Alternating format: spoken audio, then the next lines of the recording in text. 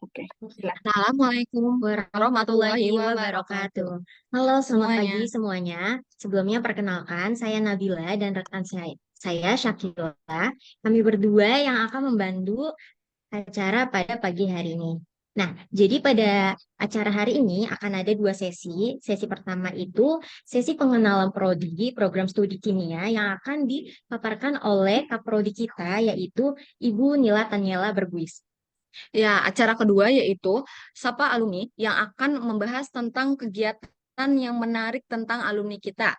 Nah, acara kali ini kita akan mengundang Kak Angelika Maratu, SSI, sebagai Kimia Prodi Kimia di tahun 2018. Lalu Kak Angelika Maratu juga sedang melaksanakan S2 di King Fahd Saudi Arabia. Nah, teman-teman yang mau tahu tentang bagaimana Kak Angelika Maratu bisa mendapatkan S2 di King Fahd, boleh banget bertanya dan nanti akan ada sesi tanya jawab dan akan mendapatkan voucher dan juga hadiah lainnya. Nah, langsung aja kita masuk ke acara pertama, yaitu pengenalan program studi kimia oleh Ibu Nila Tanyela Berbuis, SSI, MSI. Kepada Ibu Nila, dipersilahkan. Baik, terima kasih banyak untuk kesempatannya. Assalamualaikum warahmatullahi wabarakatuh. Selamat pagi untuk adik-adik dan adik-adik semua kalau di sini ya, mahasiswa maupun SMA. Mohon izin sebentar, saya ingin menyampaikan sedikit saja berkaitan dengan program studi kimia. Sebelumnya untuk bagian video tadi sudah sempat disampaikan dan kalau di sini lebih banyak mahasiswa tentunya sudah tahu tentang program studi. Saya barangkali akan lebih banyak memberikan informasi terkait dengan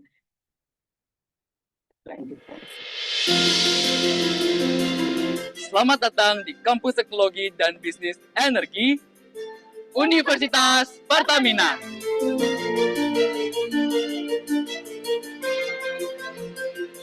Bagi sobat muda yang memiliki minat pada bidang rekayasa material dan ingin terjun langsung pada industri bidang minyak, gas, dan energi baru terbarukan, nah, program studi ini sangat tepat buat sobat muda.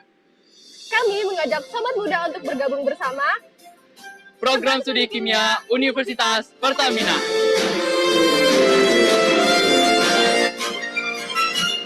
Program Studi Kimia berada di Fakultas Sains dan Ilmu Komputer. selama menempuh pendidikan di program studi kimia, sobat muda akan belajar dengan metode Project Based Learning, membahas penerapan ilmu kimia dalam bidang energi, serta membahas langsung kasus-kasus real di industri sehingga lebih siap memasuki dunia kerja. Lalu selain mata kuliah unggulan yang kita tawarkan, salah satu penyelenggaraannya kita juga melibatkan dosen dari pihak praktisi. Sobat muda juga akan bertemu dengan dosen ahli dengan dukungan fasilitas kelas yang nyaman. Teori yang dipelajari di kelas dapat sobat muda aplikasikan secara langsung menggunakan fasilitas laboratorium dengan peralatan dan instrumentasi berteknologi terkini. Kegiatan mahasiswa program studi kimia Universitas Pertamina mengikuti tren arah industri 4.0 didukung dengan laboratorium berstandar internasional, dilengkapi dengan instrumen yang modern dan canggih. Mahasiswa kimia Universitas Pertamina dituntut untuk terus berinovasi.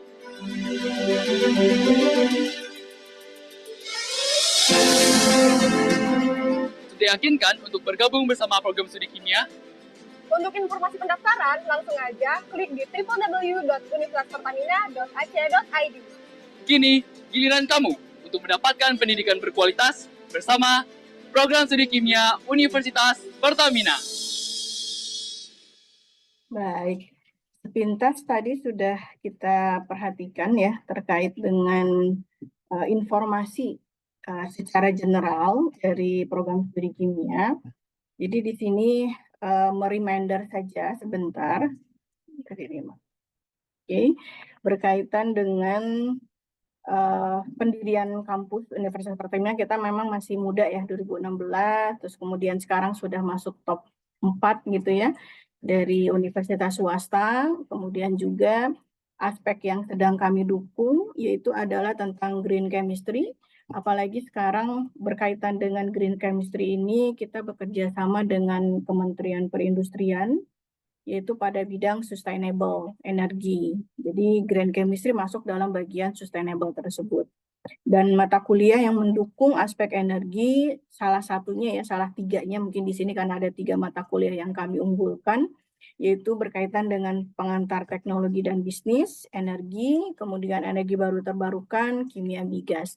Selebihnya banyak gitu ya, apalagi mungkin nanti untuk mahasiswa 2022 atau 2023 semester depan kami akan membuka mata kuliah yang berkaitan dengan kimia kosmetik gitu ya. Lalu kemudian untuk akreditasi, ya alhamdulillah sudah mendapatkan baik sekali peningkatan dari tahun sebelumnya. Lalu kemudian yang penting adalah aspek ini. 80% alumni itu sudah diterima kerja ataupun lanjut sekolah. Jadi buat adik-adik siswa ataupun adik-adik mahasiswa tidak perlu khawatir ya ketika memang kalian rezekinya saat ini adalah masuk di dalam kampus swasta. Namun ternyata peluang untuk bisa bekerja di industri itu saingannya masih bisa kalian kerjakan lah, masih bisa dilakukan lah. Dalam hal ini juga mulai semester ini kakak kelasnya 2021 kami sudah akan rutin mungkin ke depannya mengirimkan 3 sampai 5 mahasiswa untuk kegiatan kerja praktek dan langsung diterima tanpa perlu ada seleksi yang signifikan. Jadi hanya seleksi administrasi saja, itu mulai di Pertamina Lubrikan. Yang pertama, semester ini kami mengirimkan sekitar 3 mahasiswa, dan itu sudah diterima. Mungkin pelaksanaan kegiatan KP-nya akan dilaksanakan mulai bulan Agustus, ada yang bulan September juga. Kemudian yang kedua di RTI, jadi riset centernya dari Pertamina itu sendiri, itu ada kurang lebih 3 mahasiswa juga yang memang sudah dikirimkan. Tinggal menunggu kapan waktu akan pelaksanaan kegiatan KPI-nya. Kemudian ada juga di RTI, tapi bagian yang upstream-nya, jadi kalau yang sebelumnya adalah bagian lab downstream, bagian upstream juga diterima. Jadi peluang-peluang untuk terlibat dengan berbagai macam riset yang kaitannya dengan Pertamina Persero, itu peluangnya cukup besar. Jadi nanti untuk adik-adik 2022, 2023, tunggu saja informasinya bahwa kami akan melakukan seleksi administratif saja bagi yang tertarik dengan dunia riset, terutama mungkin yang akan mengerjakan aspek energi di Pertamina. Selain itu juga kalau misalkan kita perhatikan beberapa industri yang bonefit gitu ya dari aspek mungkin susah masuknya dan lain sebagainya, ternyata ya alhamdulillah masih bisa dimasuki oleh alumni dari program studi kimia Universitas Pertamina. Sekarang ada yang di Telkomsel, bekerja dengan sains data gitu ya. Kemudian ada juga yang bekerja di pihak perbankan, Mandiri, ada yang bekerja di pihak makanan, Mayora gitu. Selebihnya adalah banyak yang bekerja di bidang energi ataupun dunia pertambangan gitu ya. Jadi di dunia pertambangan di daerah Kalimantan itu sudah cukup banyak alumni kimia yang memang berkontribusi di sana. Jadi tidak perlu khawatir, yang terpenting adalah untuk jadi mahasiswa itu optimal ketika kuliahnya. Jadi aspek IPK memang dilihat gitu ya, tetapi tidak hanya IPK saja, ada aktivitas non-akademiknya, yaitu kegiatan-kegiatan yang berkaitan dengan himpunan. Sebagian evaluasi dari pihak industri ke prodi itu adalah terkait dengan bagaimana sih mahasiswa itu bisa bersosialisasi, bagaimana sih mahasiswa itu bisa berkomunikasi gitu ya, membedakan cara komunikasi ketika harus sesama pegawai dengan mungkin pegawai yang lebih senior. Nah, aspek-aspek itu yang mungkin nantinya juga akan mendapatkan pengalaman gitu ya dari Kak Angel Kamaratu, karena Kak Angel juga merupakan anggota himpunan, bahkan mungkin pengurus dari himpunan pada tahunnya begitu.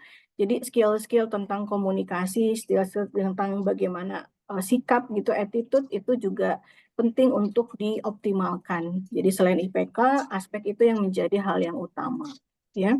Sehingga nanti kalian juga punya kepercayaan diri juga untuk bisa mendaftar di lanjut sekolah kalau memang berniat untuk lanjut sekolah. Dan kembali lagi tidak perlu khawatir meskipun terkategori berasal dari universitas swasta, tetapi memang peluang-peluang untuk bisa mendapatkan beasiswa itu cukup luas.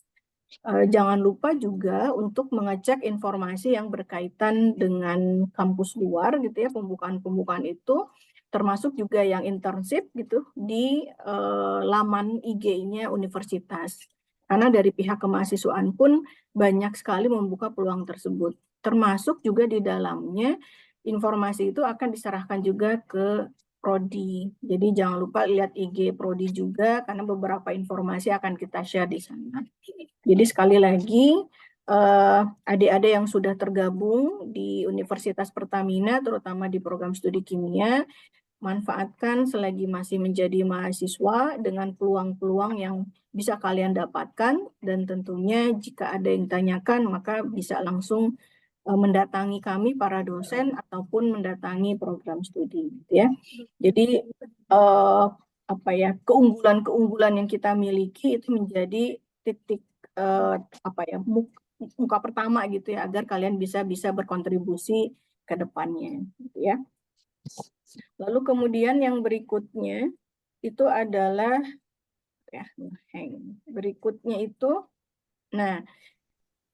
yang kedua itu adalah terkait dengan student exchange-nya atau pertukaran mahasiswa. Di kita ada 2 program. Pertama, program yang bisa kalian dapatkan ketika semester 3, yaitu untuk saat ini lebih banyak pertukarannya ke UTP. Dan Angel juga termasuk salah satunya ya yang mengambil peluang tersebut. Meskipun pada saat itu seingat saya pada musim pandemi ya 2020 gitu pada saat itu. Nah, pengalaman ke UTP itu menjadi satu unggulan sebetulnya. Kenapa? Karena nanti kalian akan bertemu dengan sesama mahasiswa kimia. Jadi di kita itu adalah program studi kimia, nanti di UTP-nya adalah apply chemistry. Jadi sama dari aspek dasarnya ya, teorinya juga akan lebih banyak sama gitu. Nah, pengalaman-pengalaman itu tuh berharga sih kalau buat saya. Terutama mungkin ini untuk anak 2022 dan 2023, silakan persiapkan saja. Untuk aspek nominal biayanya, sebetulnya masih terjangkau. Mungkin nanti Kak Angel juga bisa bercerita sedikit bagaimana pengalaman beliau ketika di UTP, meskipun dalam skupnya adalah online gitu ya. Kalau ketika sebelum masa pandemi memang diizinkan untuk masuk ke Malaysia tentunya, tapi pada masa pandemi peraturan di sana cukup ketat sehingga tidak mengizinkan mahasiswa dari luar Malaysia untuk datang ke Malaysia gitu ya. Lalu yang kedua itu adalah ada program dari Dikti yaitu tentang ISMA. Nah, ISMA itu sifatnya adalah seleksi yang memang harus kalian persiapkan jauh-jauh hari, terutama pada aspek bahasa. Selain aspek bahasa juga aspek profilnya, portofolio kalian itu mesti dikuatkan pada aspek aktivitas dan pada aspek keikutsertaan dalam perlombaan-perlombaan. Jadi saya ketika mendampingi Andrea Hana untuk mengikuti proses seleksi ISMA, aspek itu sudah dia penuhi.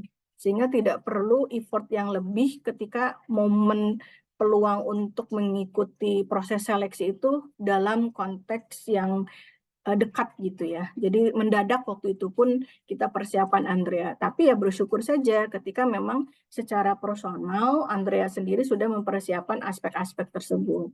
Nah, untuk adik-adik sekalian tentunya harus mengejar hal itu. Jadi portofolionya itu kalau bisa sudah dimulai ketika semester 1. Ikut serta dalam kegiatan perlombaan yang sederhana saja seperti karya tulis ilmiah atau perlombaan-perlombaan yang memang diadakan di kampus gitu ya. Kan di kampus tuh ada UKM Heri Kosmis gitu kalau nggak salah gitu ya.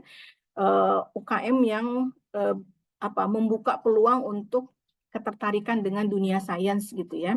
Nah, ikutlah di sana gitu. Lalu kemudian perlombaan-perlombaan yang mungkin nanti akan dibantu oleh himpunan informasi mengenai di universitas di luar sana yang rutin mereka akan mengadakan perlombaan-perlombaan yang sifatnya karya tulis ilmiah gitu. Dan ketika menyusun karya tulis ilmiah pada saat itu untuk Andrea Hana sendiri juga beliau tidak sungkan untuk bertanya kepada dosen terkait dengan tema yang ingin Andrea usung pada saat itu. Jadi komunikasi kalian dengan dosen pun itu mesti diperkuat. Dan bagi kami para dosen, saya mungkin mewakili dosen, pintu kami itu selalu terbuka gitu ya untuk aspek komunikasi tersebut. Jadi mulailah untuk dirancang portofolionya, mulai dari hal yang paling kecil. Dan yang kedua adalah selain dengan kegiatan yang sifatnya non-akademik ini, yaitu kegiatan himpunan, pernah menjadi ketua A, pernah menjadi ketua B, pernah terlibat dalam kegiatan A, kegiatan B, dan seterusnya. Aspek itu yang saat ini sebetulnya sedang diincar gitu ya, selain dengan aspek akademiknya. Ya, jadi ada 2 universitas yang pernah dijajaki. Kemudian yang berikutnya ada peluang yang lain sebetulnya ada di Kobe University di Jepang, itu juga masuknya ke Apply Chemistry, termasuk juga University Twente yang di Belanda, itu juga masuknya adalah ke Apply Chemistry. Kemudian ada yang MMU. Kalau MMU ini lebih ke arah bioteknologi, setahu saya gitu ya. Jadi bioteknologi yang berkaitan dengan ilmu komputernya. Mungkin data science juga nanti masuk di dalam MMU. Ini kalau nggak salah MMU itu di Perancis gitu ya. Seperti itu. Jadi peluang-peluang tadi silakan dimanfaatkan mulai dari sekarang. Pembedanya adalah kalau dari UTP, Kobe, Universitas Twente atau MMU itu dari aspek mungkin biaya ya.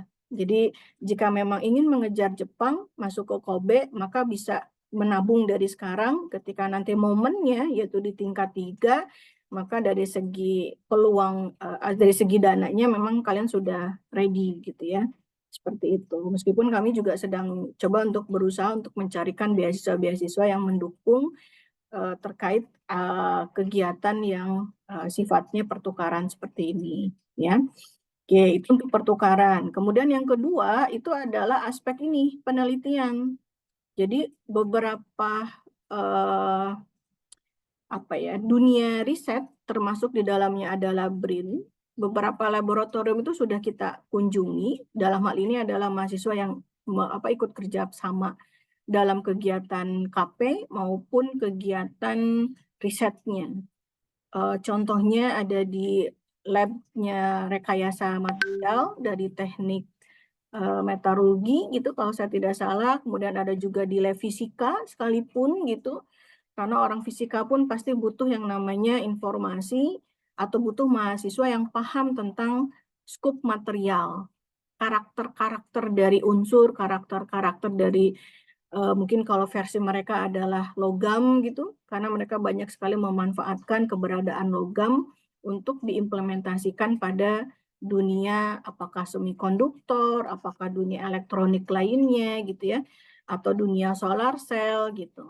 Itu ada di labnya fisika.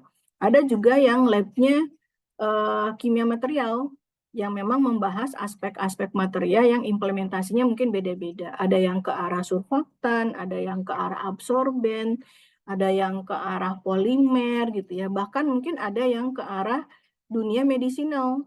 Jadi ada salah satu mahasiswa yang mengikuti proyek dari pihak BRIN-nya yang bercerita mengenai tentang sintesis suatu kandidat obat A gitu ya misalkan, seperti itu. Jadi peluangnya buat adik-adik itu cukup besar gitu ya untuk keterlibatan dari skop penelitian atau tugas akhir di riset-riset yang di badan riset itu sendiri yaitu BRIN.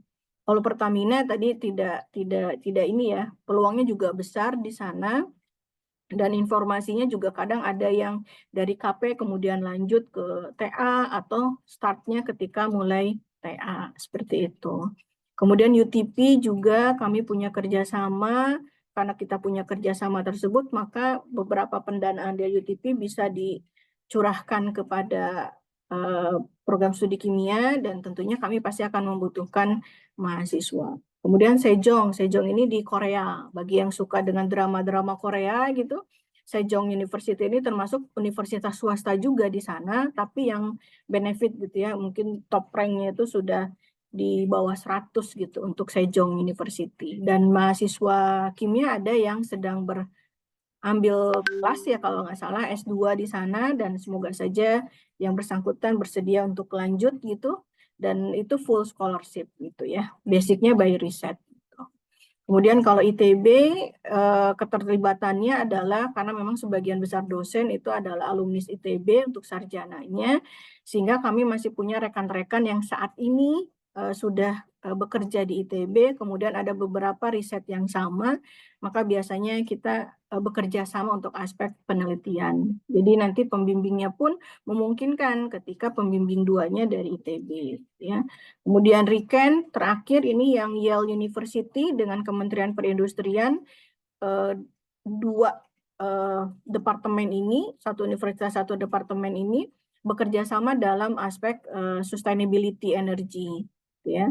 Dan mungkin beberapa kegiatan yang nanti ke depannya akan kalian temukan gitu ya, seperti meningkatkan aspek kewirausahaan yang bisa basicnya adalah dari ilmu kimia itu sendiri. Jadi nanti tunggu saja waktunya untuk kegiatan-kegiatan dari kerjasama antara Yale University dengan Kemenperin, ya.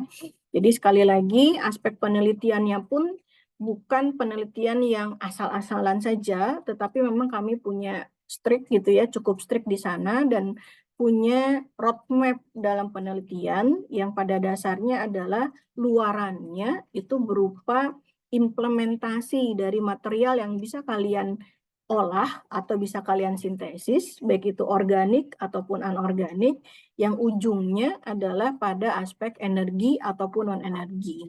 Gitu ya. Jadi untuk mahasiswa 2022, 2023, mungkin sebentar lagi 2021, persiapkan saja mentalnya untuk siap nanti di-grill oleh kami para dosen dengan pembimbing-pembimbing yang di luar sana lebih kompeten untuk bisa menghasilkan produk-produk yang applicable gitu, jadi bisa langsung diaplikasikan. Terakhir itu adalah aspek MBKM dan magang. Ini yang tadi saya sempat sebutkan, mulai dari KP. Untuk Mustika Ratu juga alhamdulillah mahasiswa 2021, sekarang ada 2 orang yang sedang KP di sana gitu. Mungkin ke depannya sekali lagi peluang untuk bisa continue, kita mengirimkan mahasiswa untuk kerja praktek di tempat-tempat tadi, itu akan tetap terjalin. Jadi persiapkan saja untuk 2022 dan 2023. Termasuk di dalamnya untuk Mustika Ratu ataupun Pertamina membuka peluang untuk MBKM. MBKM itu terjadi di semester 7.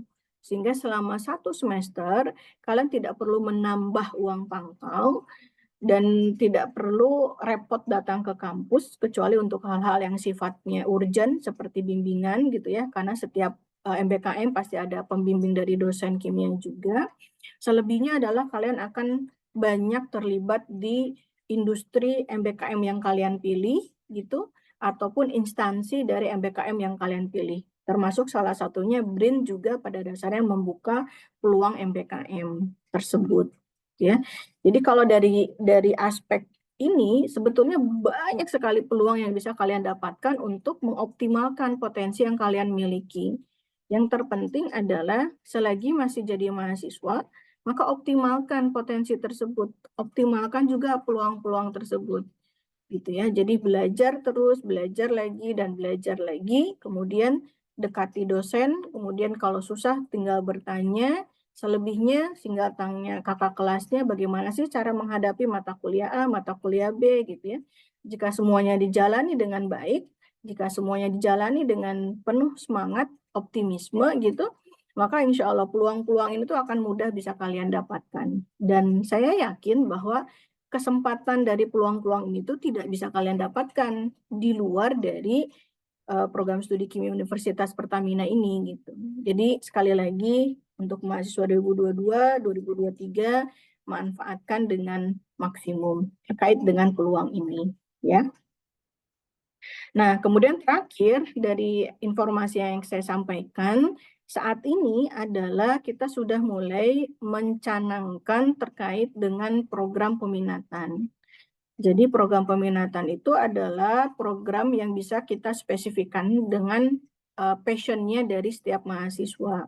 Mulai dari inovasi material yang berkaitan dengan aspek material dan inovasinya, artinya sesuatu yang bisa langsung teraplikasikan. Bisa untuk lithium baterai, sekarang yang sedang berkembang, untuk dunia transportasi gitu. Kemudian ada superkapasitor yang sekarang sedang dikembangkan juga, baik itu di kampus ataupun level nasional. Kemudian yang ketiga, adsorben CO2, yaitu fenomena yang memang harus kalian menjadi solusi untuk itu, karena kalau misalkan kita biarkan CO2 ini terlalu banyak, maka ya tentunya banyak sekali implikasi untuk aspek lingkungannya. Kemudian yang keempat adalah IOR, ini masih berkaitan dengan dunia perminyakan, di mana fenomena suatu kilang tempat itu masih kesulitan bagaimana dia bisa memaksimalkan proses perolehan minyak tersebut. Jadi kimia akan berperan pada wilayah surfaktan aditif yang bisa digunakan untuk bisa mendapatkan minyak dengan jumlah yang maksimum. Kemudian yang kelima, dunia komputasi, kami juga memiliki aspek pendekatan secara komputasinya. Dalam hal ini adalah mensimulasikan apakah suatu reaksi, mensimulasikan apakah fenomena antara air minyak dengan surfaktannya gitu ya, sehingga kalian bisa punya gambaran. Kalau ingin mensintesis, ingin membuat material yang baru, dari hasil komputasi kalian bisa tahu gugus fungsi apa misalkan yang reaktif, atau apakah dia harus bentuknya siklik, ataukah dia harus punya aromatik dan lain sebagainya. Itu aspek komputasi. Termasuk di dalamnya juga dalam pendekatan data analisnya. Itu juga dipelajari di dalam komputasi. Kemudian yang keenam, MOF itu ya, ini yang baru 2 tahun terakhir seingat saya di Indonesia, berkaitan dengan absorben CO2. Jadi MOF ini bisa digunakan sebagai katalis untuk berbagai macam reaksi, termasuknya ketika ingin buat biodiesel, ingin membuat biofuel gitu ya, atau MOF ini juga bisa digunakan sebagai absorben CO2. Kemudian ada nanomaterial. Nanomaterial itu berarti kalau selama ini yang kita buat materialnya masih bersifat ukurannya masih besar, sekarang bagaimana kita mencoba membuat suatu material dengan ukuran yang lebih kecil, sehingga untuk aplikasi apapun itu jauh lebih efektif. Kemudian terakhir semikonduktor gitu ya, hampir dekat dengan superkapasitor. Dunianya juga masih luas di sana gitu, dan memang untuk saat ini masih coba untuk dikembangkan. Nah, jika tertarik dengan dunia itu, maka kalian bisa memilih inovasi material. Pada beberapa mata kuliah yang sifatnya project based learning, itu kita akan sudah mulai membedakan mana yang punya kepemimpinan di inovasi, bioteknologi, ataupun petroleo. Termasuk nanti bagian tugas akhir.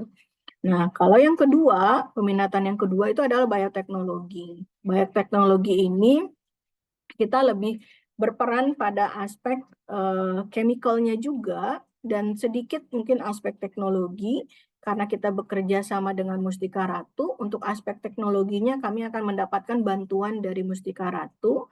Jadi kalian akan punya pemahaman yang lebih komprehensif. Salah satunya di sini adalah kosmetik gitu. Kemudian yang kedua thermophilic enzim, bahwa tidak semua reaksi itu bisa berjalan dengan katalis organik ataupun katalis anorganik. Mungkin akan jauh lebih efektif ketika kita menggunakan enzim gitu ya. Kemudian yang ketiga ada biofuel, biasanya adalah turunan dari senyawa dari bahan baku fosil gitu, ataupun mungkin non fosil, termasuk juga di dalamnya tadi pembahasan mengenai katalis enzimatik yang bisa digunakan pada sintesis biofuelnya. Kemudian di sini yang ada yang nomor 4 adalah kimia medicinal. Kimia medicinal itu berarti termasuk kalian mensintesis suatu raw material yang nantinya akan menjadi kandidat suatu obat tertentu. Gitu ya. Ujungnya apa? Ujungnya ketika memang sudah berhasil sampai pembuatan sintesis, mungkin kita akan bekerja sama dengan pihak BRIN tadi, yang memang di labnya itu menyediakan pengujian-pengujian aktivitas biologisnya. Ya. Kemudian yang kelima ada rekayasa genetik. Nah, untuk rekayasa genetik ini ya kita bekerja sama dengan ITB yang memang sudah stabil dalam artian dari aspek alat, dari aspek keilmuan, dan pakarnya juga se-Indonesia itu ada di ITB gitu, di program studi kimia bidang biokimia. dan salah satu dosen sudah punya kerjasama yang intens setiap tahun untuk bagaimana merekayasa suatu genetik ya.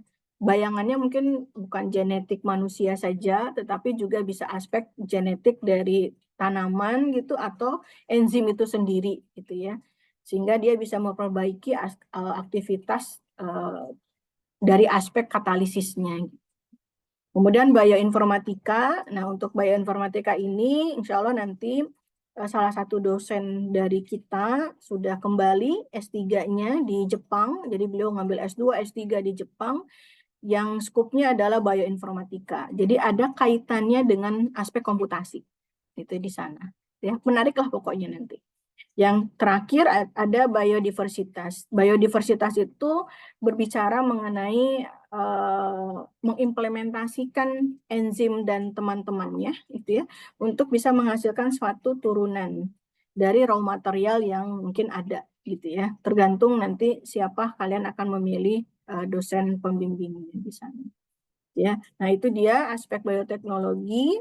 Dan yang terakhir, ini kaitannya sangat erat sekali dengan dunia perminyakan, yaitu petrooleokimia. Jadi ada menggunakan basic petroleum, minyak bumi, atau kita menggunakan basic oleonya juga. Salah satunya adalah lubrikan. Dan lubrikan ini kan tentunya kita punya kerjasama yang intens juga dengan PT Pertamina Lubrikannya, sehingga beberapa tema mengenai tugas akhir itu mendapatkan informasi dari lubrikan. Kemudian tadi biofuel, bedanya di bioteknologi dengan petro adalah penggunaan bahan baku atau penggunaan katalisnya. Kemudian biomasa. Nah, biomasa ini juga luas sekali ya, luas sekali bagi yang dulunya misalkan ingin atau punya passionnya pada dunia lingkungan, lalu kemudian di daerahnya ternyata banyak sekali menemukan biomasa yang tidak terolah dengan baik, jadi hanya sekadar dibakar saja atau hanya sekedar dibuang begitu saja gitu ya. Ketika ditelusuri ternyata banyak sekali senyawa-senyawa yang ada di dalam biomasa yang sebetulnya ketika dipisahkan, ketika dipirolisis, ketika dilakukan eksperimental, maka dia bisa menghasilkan raw material yang tentunya raw material itu bisa diimplementasikan untuk berbagai macam bidang yang pada akhirnya akan membantu kehidupan kita ya. Jadi eksplorasinya juga masih luas untuk biomasa ini. Kemudian yang keempat ada fabrikasi polimer gitu ya. Bagi yang ingin kedepannya bekerja di dunia cat, maka skop utamanya adalah polimer. Bagi yang ingin bekerja di dunia apalagi ya, yang pokoknya yang berkaitan dengan plastik dalam hal ini, dan kita tahu bahwa plastik itu hampir 80% kehidupan kita tuh ketemu dengan yang namanya plastik, dan basic dasar dari plastik itu adalah polimer. Nanti kalian bisa tahu nih, bisa paham bahwa mana sih plastik yang bisa didaur ulang, mana plastik yang tidak didaur ulang, atau enggak minimal sifat degradable-nya bisa ditingkatkan gitu ya. Jadi kita nggak perlu lagi membuat atau membeli plastik-plastik yang tingkat daur ulangnya itu tinggi rendah gitu ya. Jadi ratusan tahun itu masih belum bisa terdaur ulang. Nah, anak kimia atau scientist ini menjadi solusi di sana. Ya, kemudian yang keenam surfaktan, tentunya tadi sudah diceritakan juga. Kemudian yang ketujuh pupuk, kita juga bekerja dengan pupuk, dan terakhir adalah semen. Jadi untuk semen ini salah satu dosen bekerja sama dengan teknik sipil, bagaimana bisa membuat semen yang mungkin punya karakter-karakter tertentu, tapi dia tetap kuat gitu ya, tetap menopang gitu. Jadi kembali lagi bahwa sebetulnya program studi kimia ini implementasinya cukup luas, tinggal kembali lagi kalian lebih tertarik pada dunia yang mana. Dan kalau dilihat dari basic dosennya, hampir semua peminatan ini sudah ada pakarnya. Jadi kembali lagi, tidak perlu khawatir dengan bidang kimia, kalian bisa menjadi solusi untuk kehidupan gitu. Nah, mungkin 3 informasi ini saja yang ingin sampaikan. Ini mah terakhir, kalau ada yang tertarik dengan program double degree ya, kita sudah sudah memulai untuk semester ini, termasuk juga pada hari ini sebetulnya di daerah yang di hotel gitu di Jakarta ini sedang terjadi sharing tentang double degree ya. Kebetulan karena saya harus ada di sini, jadi yang datang ke sana adalah Bu Mita yang akan menjelaskan mengenai program double degree. Kalau ini mungkin untuk siswa yang baru, ya. Kalau kalian mahasiswa yang sudah ada di Universitas Pertamina, maka yang bisa diincar adalah program yang student exchange-nya, gitu ya, pertukaran pelajar tersebut. Gitu. Oke, mungkin itu saja dari saya, singkat saja. Selebihnya jika ada yang ingin tanyakan, mungkin nanti di akhir. Nah, sekarang saya kembalikan kepada moderator, karena setelah ini insya Allah akan lebih banyak sharing gitu ya dari kakak kelasnya. Mungkin itu saja. Terima kasih banyak. Wassalamualaikum warahmatullahi wabarakatuh. Waalaikumsalam warahmatullahi wabarakatuh. Belum dibuka. Sudah. Baik, Ibu, terima kasih untuk pemaparannya. Nah, selanjutnya akan ada sesi Sapa Alumni ya, teman-teman. Nah, di Sapa Alumni ini kita akan sharing-sharing dengan Kak Angelika Maratu. Mungkin kita sapa dulu kali ya, Kak Angel. Halo, Kak Angel, apa kabar? Udah siap belum nih, Kak, untuk sharing-sharing sebagai mahasiswa kimia murni?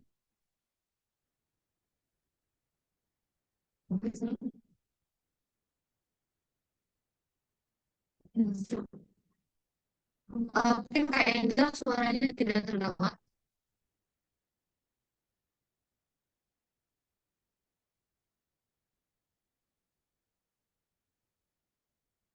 Sebelum belum masuk. Belum masuk, Kak, suaranya.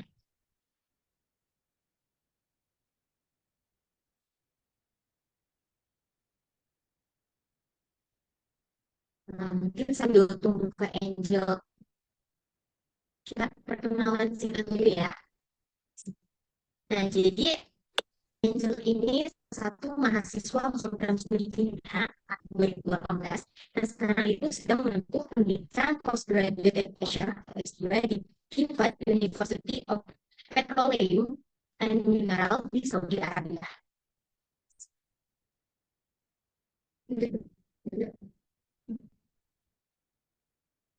Nah, ini CV dari Kak Angel yang keren banget ya, teman-teman. Jadi Kak Angel itu pernah uh,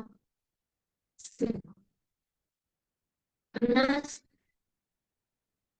ke University Teknologi Petronas di Malaysia untuk para pelajar saat menjadi mahasiswa di Universitas Pertamina. Nah, selain itu, Kak Angel juga pernah menjadi research assistant di Badan Riset dan Inovasi Nasional RI atau BRIN RI, dan juga pernah di PPSDM Migas Cepu di Blora, dan juga pernah menjadi tutor bahasa Inggris nih, teman-teman. Dan terakhir Kak Angel juga pernah kerja ya Kak di bulan Januari tahun kemarin itu di Indonesia Premium Books. Ya, benar banget. Tas ini suaranya udah kedengeran belum ya? Oke. Apakah suara kita putus-putus? Iya, putus-putus kalau dari Shakila. Sebentar ya, Kak.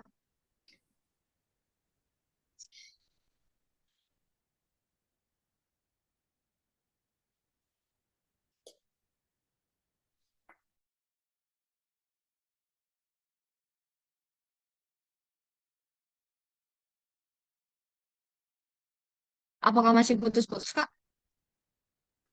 Sekarang udah lumayan sih.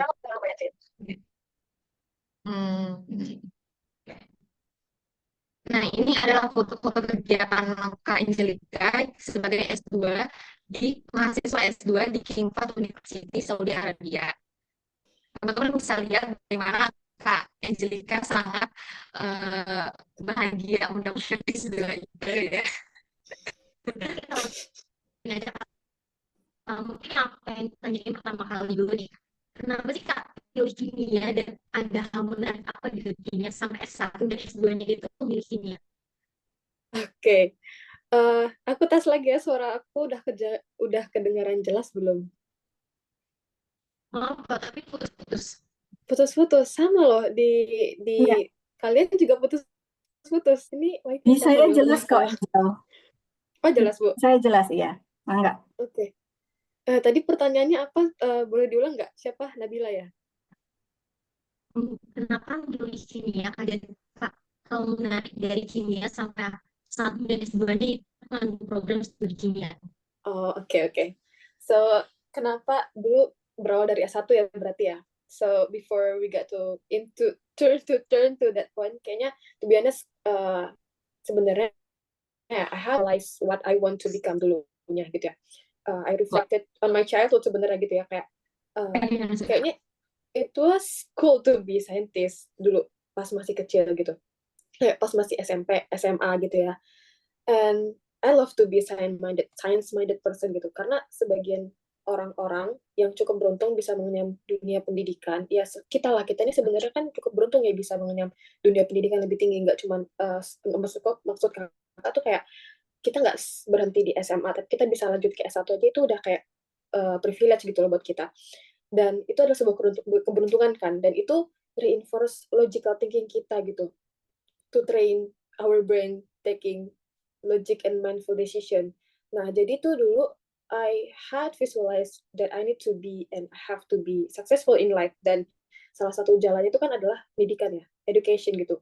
Nah, dulu kalau misalnya nostalgia lagi pas baru-baru masuk S1 itu, kita tuh disuruh bikin pibon gitu kan, posting pas masa orientasi gitu. Salah satu quotes-nya itu adalah education is the most powerful weapon you can use to change the world. Itu quotes-nya dari Nelson Mandela sih dulu. Dan I think it was right. I guess it was true gitu. If you obtain good education and become well educated, lots of opportunity will come to you. And I believe that. Nah, dan juga mungkin dengan support tambahan yang lain ya. Jadi kayak dari prodi juga banyak supportnya, dari lingkungan sekitar, dari lingkungan, maksudnya dari pertemanan kita juga bakalan mendukung banget gitu. Nah, balik lagi ke pertanyaan, terus kenapa gitu di kimia? Pertanyaannya kayak gitu ya tadi. Sebenarnya to be honest, it was out of my plan sih sebenarnya. It was out of the blue gitu ya. Karena sejujurnya pas SMA aja dulu, I had been struggled in my high school to understand chemistry. I took more hours like to study and practicing chemistry problem gitu ya. Dan juga nggak ada les sebenarnya kan. Nah, dulu sebenarnya karena dapat offering beasiswa dari Universitas Pertamina gitu ya, offering namanya dulu beasiswa undangan sih. Dan jadi kan pertanyaannya berubah jadi kenapa diterima gitu ya, kenapa menerima untuk masuk ke program studi kimia gitu. And then bahkan still continue until today gitu, master degree juga ngambil yang di kimia juga gitu kan. Nah, for me, and it's the fact actually, kalau chemistry itu kan the mother of science gitu first. Chemistry is like a get to other discipline, dan mungkin tadi udah Bu Nila jelasin juga banyak hal yang bisa kita tuh masukin sebenarnya dalam keminatan kita di kimia gitu. Jadi nggak melulu kayak mungkin stereotipnya dulu pas zaman kita masih SMP atau SMA kayak kimia ujung-ujungnya maksudnya kayak banyak kan jadi guru kimia gitu ya, enggak, ternyata banyak hal yang kita bisa masukin dan kita explore lebih gitu kalau misalnya kita emang mau explore gitu kan. Nah, kayak di petroleum industry gitu kan, as we know that our campus is established regarding to the petroleum industry gitu kan. Dan aku juga lihat dulu tuh kayak opportunity ke depannya bakalan terus ada gitu buat aku, tentunya buat aku sebagai fresh labornya juga gitu kan. Kayak misalnya kalau aku misalnya lulus di kimia, aku mungkin dapat spesifik job, maksudnya aku bakalan cari job yang specifically butuh skill atau knowledge aku gitu loh. Nah, jadi nggak menutup kemungkinan gitu kalau misalnya kita tuh belajar kimia, bisa, ya kita jadi orang yang dibutuhkan gitu loh untuk di industri kedepannya gitu loh. Misalnya jadi analis gitu lah ya kan. Nah, terus juga kelebihannya kenapa tetap milih kimia sampai sekarang pun, kayak misalnya kita kerja di apa namanya energi pangan gitu ya, atau di offshore di field yang under hot sun gitu mungkin ya gitu. Jadi kita sebagai chemist gitu kan banyak workingnya di indoor gitu, dan apa ya, lebih secure juga sebenarnya sih. Terus kalau misalnya kita understand well how to work in the lab, kayaknya kita nggak bakalan dapat serious injury sih, kayak yang misalnya kayak kalau misalnya kita benar-benar kerja di lab kimia itu mungkin kita nggak bakalan dapat injury yang serius banget gitulah kalau misalnya benar kerjanya gitu lah. Eh, dan to be honest juga sebenarnya apa yang jelasin Bu Nila tadi tuh nyangkut banget sama pengalaman aku sih, karena dulu memang sebagai mahasiswa, sebagai siswa SMA juga, aku juga melewati fase-fase bingung gitu, kayak dilema mau kemana dan apa yang mau dikerjain setelah lulus SMA. Tapi pas di perkuliahan itu emang gain better insight, dan ya tadi kayak karir perspektifnya tuh lebih lebih apa ya, menjanjikan sih kalau menurut aku gitu. Kayak misalnya dulu sih gambaran pas aku masuk di S1 itu kayak oke, ternyata bisa gitu masuk industri kimia tuh kayak di FMCG, medicine, petroleum industry, dan research and development, karena hampir semua perusahaan yang punya research and development department gitu itu pasti butuh orang-orang kimia gitu loh. Dan alhamdulillahnya kemarin juga sebelum lulus wisuda pun aku dapat kesempatan juga di BRIN untuk bisa jalanin riset dari BRIN gitu loh. Jadi asisten riset itu kan lumayan jadi pengalaman banget buat buat apa ya? Buat pengetahuan dan skill juga ke depannya bisa bisa ngerjain hal-hal yang berbeda sama yang biasanya dikerjain pas praktikum gitu misalnya gitu. Yang pokoknya kayak knowledge yang baru aja sih gitu kan. Kemudian itu sih sebenarnya. Tapi kalau misalnya ada sih sebenarnya big goal yang aku tuju, kenapa bisa tetap lanjut di S2. Itu mau diceritain langsung apa gimana? Boleh, Kak. Boleh ya? Iya. Jadi kalau misalnya kenapa aku tetap lanjut S2-nya itu apa di kimia gitu ya? Karena aku tuh punya big goal yang mungkin kalau misalnya aku keep pushing it, ya mungkin itu bakalan terrealisasi gitu, kayak eh, apa sih? Aku pengen banget gitu ya, karena sebagai dulu dulu itu punya cita-cita sih, kayak pengen bikin sih, pengen establish perusahaan katalis sendiri, karena aku tuh tertarik di bidang tadi kayak inovasi material gitu yang tadi Bu Mila jelasin. Aku tertarik di bidang itu gitu. Dan dulu tuh ada salah satu dosen tamu yang menggantikan salah satu dosen tetap di kimia fisik waktu itu. Beliau tuh cerita setelah kita kelas panjang lebar tentang rumus-rumus kimia fisik yang kita juga struggle memahaminya waktu itu gitu ya. Terus relax kan diceritain tuh, ceritain tentang kalau misalnya adik-adik saya kayak ya mahasiswa sekarang itu ya ke depannya itu kok udah bisa memanfaatkan peluang apa namanya, sumber daya alam yang ada di Indonesia, itu sebenarnya bisa kalau misalnya kalian mau, itu kalian buka buka lapangan kerja gitu, buka lapangan kerja buat orang-orang di Indonesia. Dan contohnya itu adalah pengembangan katalis ini gitu, inovasi material gitu. Dan itu kayak jadi calling aku sih, kayak berarti kalau gitu aku harus punya apa ya, goals goals yang aku tulis gimana stepnya, dan mungkin kalau mencapai itu aku harus, salah satunya adalah mempelajari lebih dalam sih di kimia ini. Walaupun regardless kita perlu juga belajar yang lain kayak tentang bisnisnya, tentang kita harus bisa gimana sih menghandle uh, orang, terus komunikasi kan, punya koneksi dan lain-lain, itu sebenarnya banyak banget sih. Jadi ya salah satu kenapa aku tetap lanjut di kimia ya sebenarnya itu juga gitu. Kalau dari Kila dan Nabila gimana nih? Udah ada calling gitu atau enggak, kayak gambaran setelah ini pengen berkarya di mana gitu misalnya? Sebenarnya mungkin sharing dikit ya, Kak. Kita berdua juga tertarik gitu ya buat kuliah di luar, tapi uh, lanjut kimianya atau enggak itu mungkin belum tahu. Tapi emang tertarik gitu, Kak, buat kuliah juga di luar. Mungkin karena eh, pengalaman kakak sebagai S1 itu banyak banget ya. Nah, jadi aku mau tanya dong kak, keseruan apa aja sih yang udah kakak alami selama ini? Tadi kan udah dijelasin juga. Nah, aku mau tahu nih, gimana cara kakak bagi waktu antara semua kegiatan kakak? Terus apa pengalaman ataupun kegiatan yang paling berkesan buat kakak selama kakak menjalani S1 ataupun S2 ini? Oke, pengalaman paling berkesan di S1 dan S2 berarti ya. Jadi kalau dari S1 sih jujur seru banget sih pas masih S1 gitu.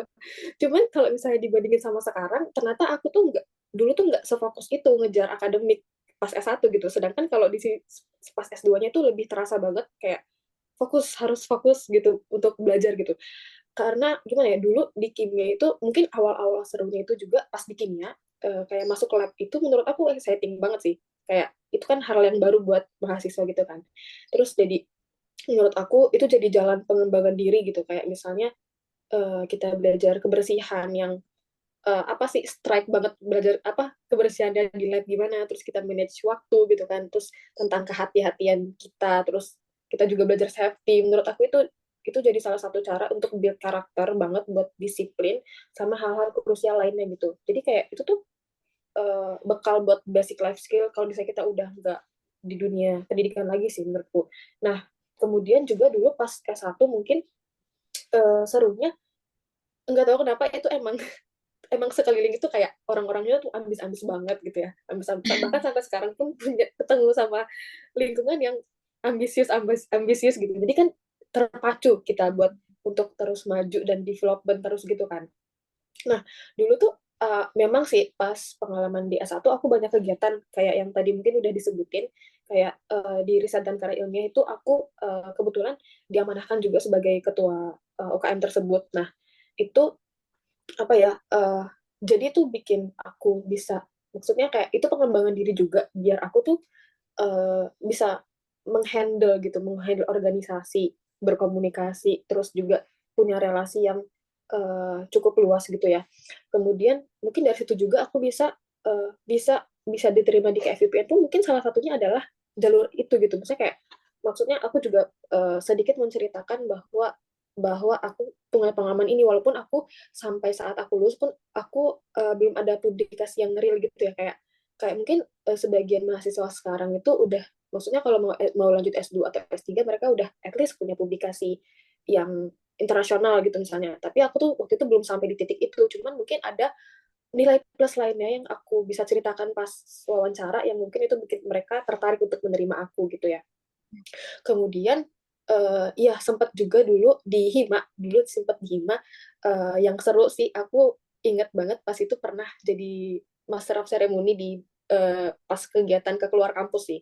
Keluar kampus itu kita datang ke SMA-SMA kan. Nah, kita tuh demonstrate eksperimen kayak eksperimen kecil-kecilan yang bikin siswa-siswa tuh kayak excited gitu kan, interest banget. Wah, ini kayaknya seru nih kalau misalnya kita juga bisa ngerjain eksperimen sih, kayak kayak seneng aja ngelihat mereka tuh kayak excited gitu nggak sih, kayak itu menurut aku seru sih pasti Hima.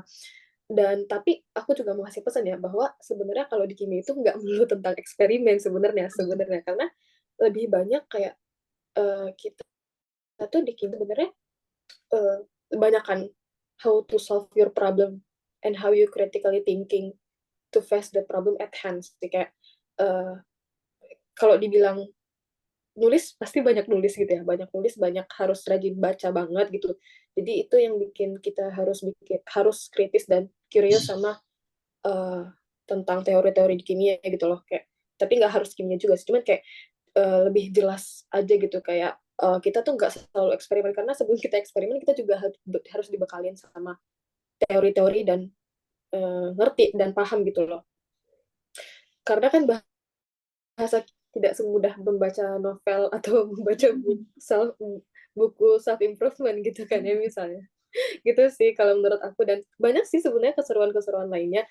Dan juga kalau di perkuliahan yang sekarang pun serunya mungkin lebih terasa fokus belajarnya gitu ya, karena memang pas S1 kita dituntut untuk bisa banyak bukan multitask juga ya, tapi kita bisa memanage banyak hal yang, karena waktu kita panjang selama 4 tahun gitu, 4 tahun kuliah gitu.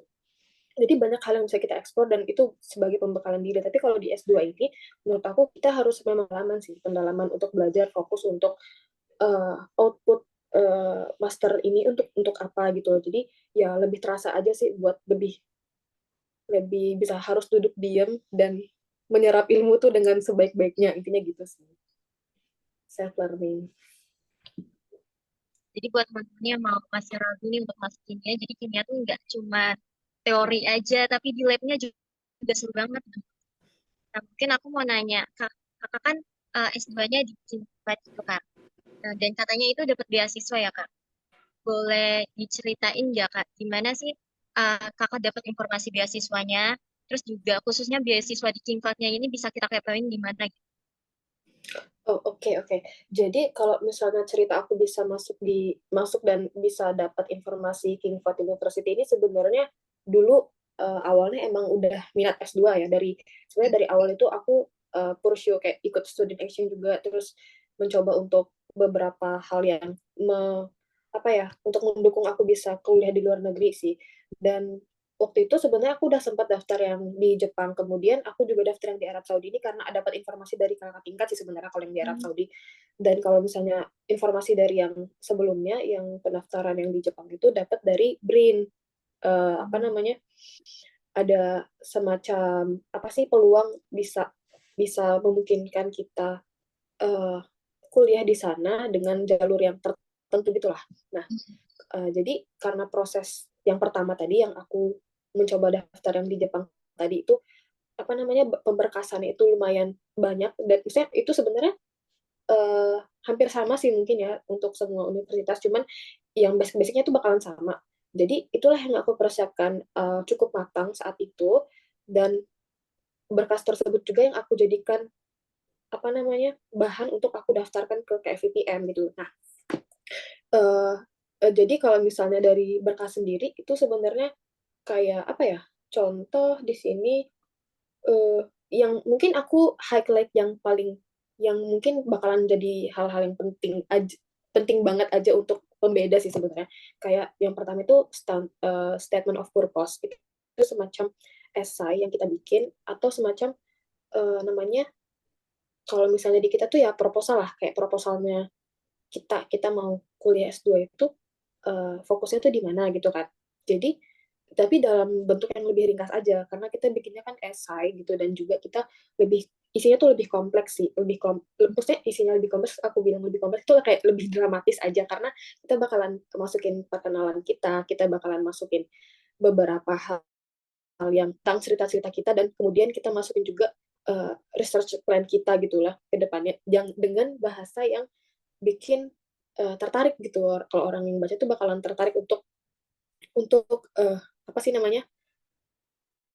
balik lagi gitu. Nah, itu statement of purpose gitu ya. Tapi mungkin sebagian kampus akan meminta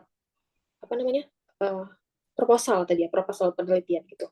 Kemudian ada juga recommendation letter. Nah, recommendation letter ini sebenarnya bisa didapatkan dari kampus atau dari atasan kita pas kita bekerja. Nah, jadi kalau teman-teman ini udah punya tempat magang kayak ya KP tadi, atau enggak cari tempat magang yang lain dan masih relatable sama jurusan, itu bisa banget atasan kita menjadi penulis dari recommendation letter gitu. Nah, kalau dari kampus bisa dari kaprodi atau enggak dari deanship-nya, dari dekan itu bisa gitu. Kemudian tadi apa lagi pertanyaannya ya? Gimana cara ya dari proses itunya, proses masuknya gitu ya. Nah, jadi kan tadi recommendation letter, terus ya transkrip segala macam kayak ijazah dan lain-lain, itu basic lah ya. Pokoknya dokumen-dokumen gitu pasti dibutuhkan. Kemudian sertifikat bahasa Inggris. Nah, kalau bahasa Inggris sendiri sebenarnya beda-beda, mungkin tiap kampus tuh bakalan beda-beda sih mintanya. Dan mostly kalau misalnya TOEFL itu harus yang ITS minimal, yang yang resmi. Kalau misalnya IELTS yang IDP dan lain-lain. Dan kalau yang di KFVPM sendiri itu sebenarnya mereka minta kalau misalnya TOEFL EBT itu yang 520 skornya kalau misalnya minimal ya. Kemudian kalau IELTS itu 6 gitu ya. Lalu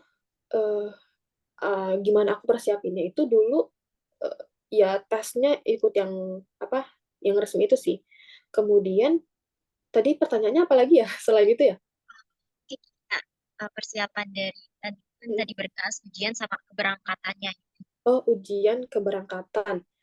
Kalau misalnya ujiannya sendiri di KFVPM maupun yang di sebelumnya, aku nggak ada ujian sama sekali karena itu pure administrasi, kemudian langsung wawancara sih sebenarnya.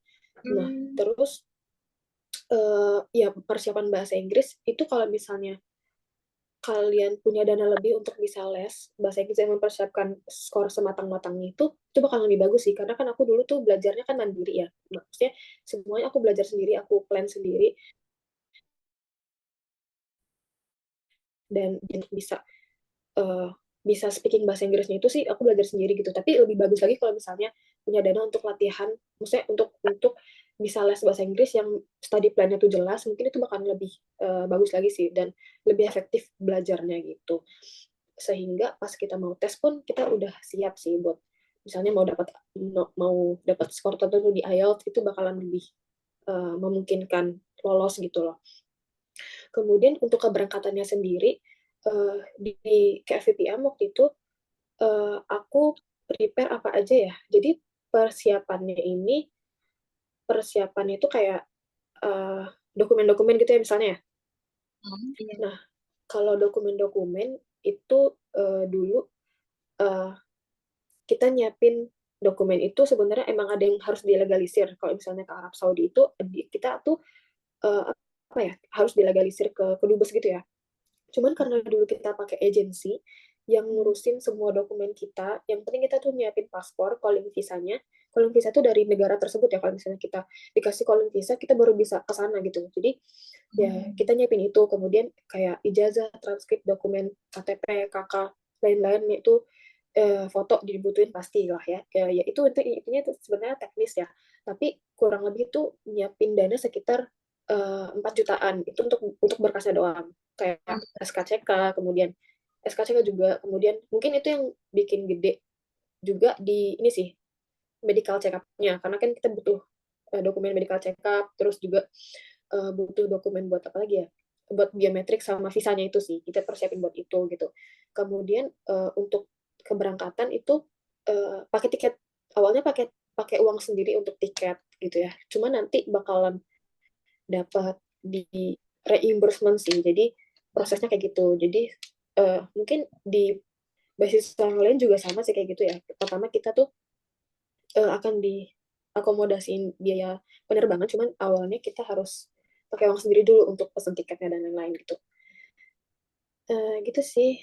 Ya, intinya sih kalau misalnya mau berminat untuk studi lanjut, kuatin dulu sih niatnya menurutku. Kuatin dulu tujuannya, kemudian step-step selanjutnya itu pasti bakalan bisalah nanti ada aja jalannya dan akal kita bakalan bekerja untuk mencari jalan keluar sih menurutku kayak gitu. Tadi Kakak juga bilang kalau masuknya itu cuma administrasi sama wawancara doang. Itu berarti setelah wawancara kita benar-benar fix lulus nih di wawancaranya, berarti kita udah otomatis masuk ke embassy ya universitasnya gitu kan. Udah lolos Oke. beasiswa dan segala macam. Oke, jadi setelah wawancara tuh apakah lolos atau enggak, itu sebenarnya ada pengumuman lagi.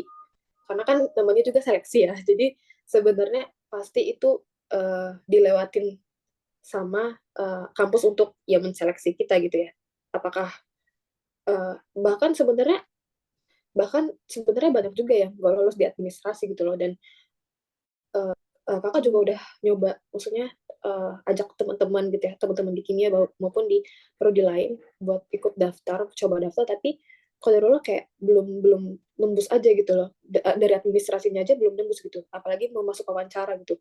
Dan sampai final pun itu prosesnya lumayan lama sih, maksudnya dari pengumuman wawancara pun itu kurang lebih sebulan lebih lah dapat informasi lolos atau enggaknya gitu sih.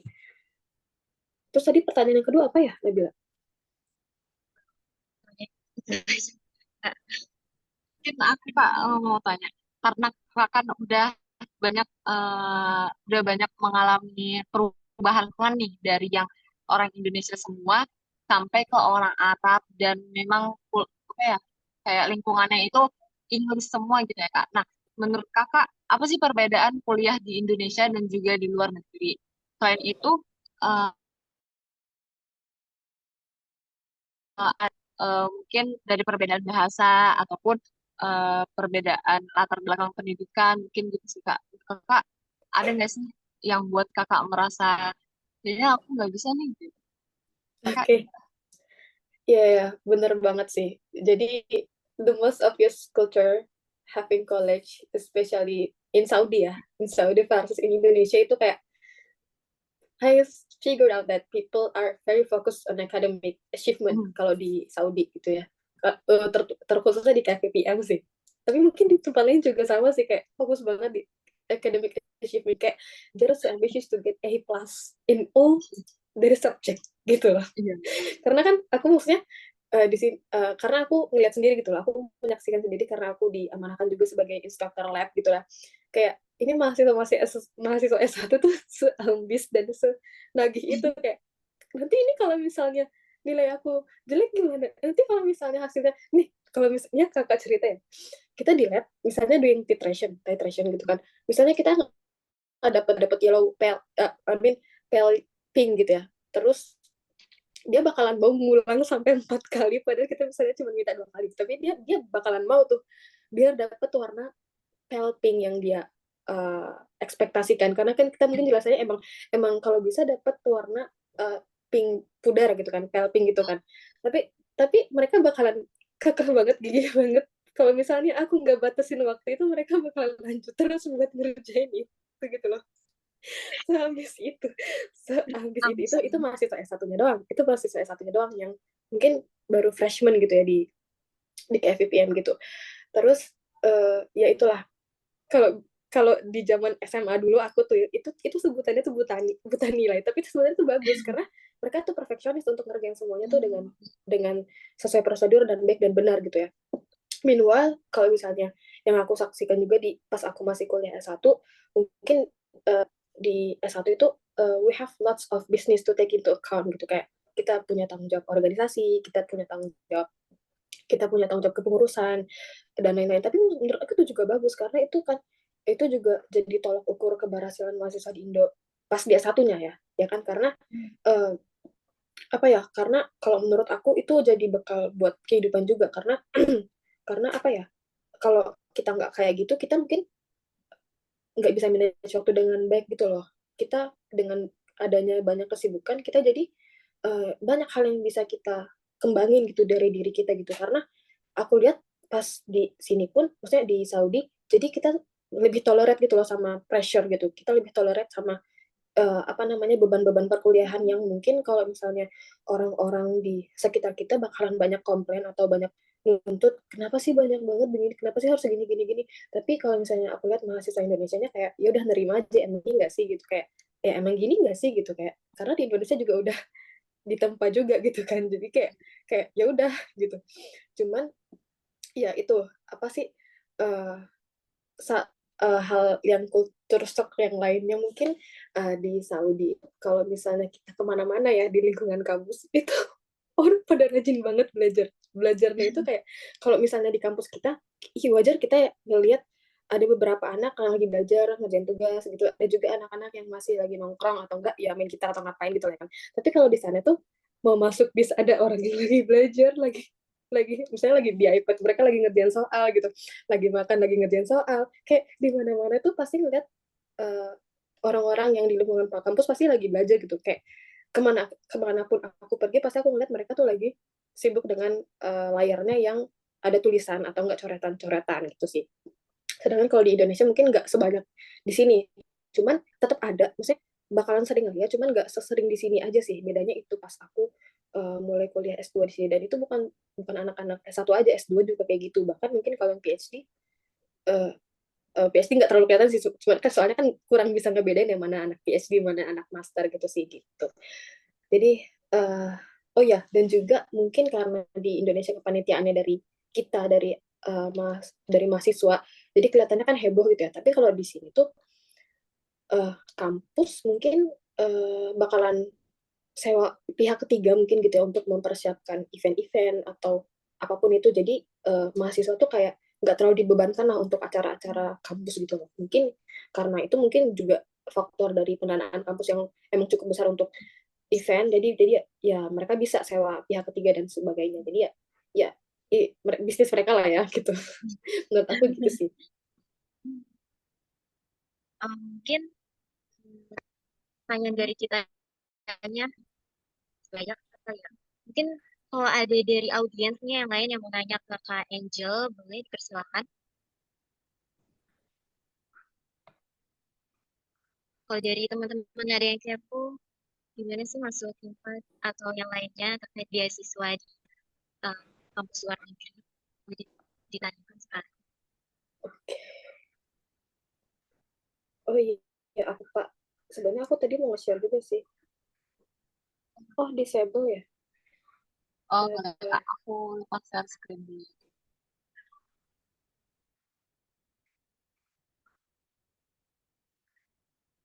Coba ya. Ini kalau misalnya mau tahu proses, maksudnya kalau mau tahu benefit di KVPM sih sebenarnya. Coba lagi ya. Belum bisa ya? Masih disable ya? Aku mau coba share screen tapi pakai device yang lain. Sebentar ya.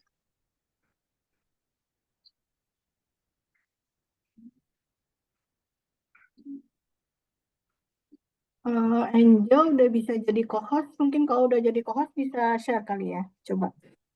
Oh, coba akun yang satu lagi deh, yang Angelica Mara tuh yang pakai foto doang. Kalau bisa di. Oh, yang foto aja. Iya.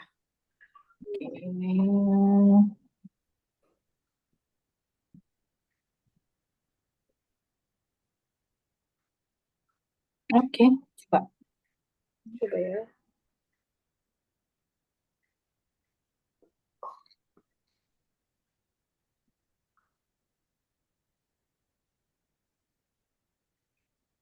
Nah, sip. Oke. Nah, ya, ini sebenarnya informasi aja kalau misalnya teman-teman ada yang minat gitu. Wait.